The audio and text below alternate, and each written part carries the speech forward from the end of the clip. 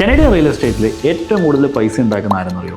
I will give 4 options. ഉത്തരം അറിയാമെങ്കിൽ comment ചെയ്തോളൂ. Option A realtors, option B mortgage agents, option C retail investors and option D builders. Builder എന്നാണ് നിങ്ങൾ comment ചെയ്തെങ്കിൽ നിങ്ങൾ ഉത്തരം കറക്റ്റാണ്. ഇനി അറിയാത്തവർക്കേ പറയാം.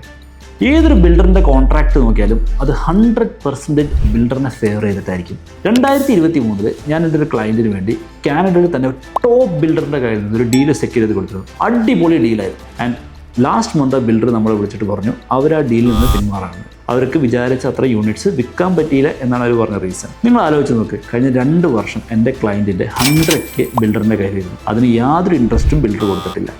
And the return the money. ഇപ്പോൾ ഇവിടെ നോക്കിക്കഴിഞ്ഞാൽ ബിൽഡർക്ക് ലാഭമില്ലാത്തതുകൊണ്ട് ബിൽഡർ ആ ഡീലിൽ നിന്ന് പിന്മാറി. ഒരിക്കലും ഒരു ക്ലയൻറ്റിന് അങ്ങനെ പിന്മാറാൻ സാധിക്കില്ല. നിങ്ങൾ ഏതൊരു പ്രീ കൺസ്ട്രക്ഷൻ ഡീൽ എടുത്ത് നോക്കിയാലും ബിൽഡർക്ക് ലാഭമുണ്ടെങ്കിൽ മാത്രമാണ് അവരുടെ ഡീലായിട്ട് മുന്നോട്ട് പോകുള്ളൂ. അതുകൊണ്ട് പ്രീ കൺസ്ട്രക്ഷനിലാണ് നിങ്ങളൊരു പ്രോപ്പർട്ടി പർച്ചേസ് ആണെങ്കിൽ you should be extremely careful. അപ്പോൾ റിയൽ എസ്റ്റേറ്റ് ആയിട്ട് ബന്ധപ്പെട്ട കൂടുതൽ കാര്യങ്ങൾ അറിയുന്നതിന് ഈ പേജ് ഫോളോ ചെയ്യുക and share with your friends.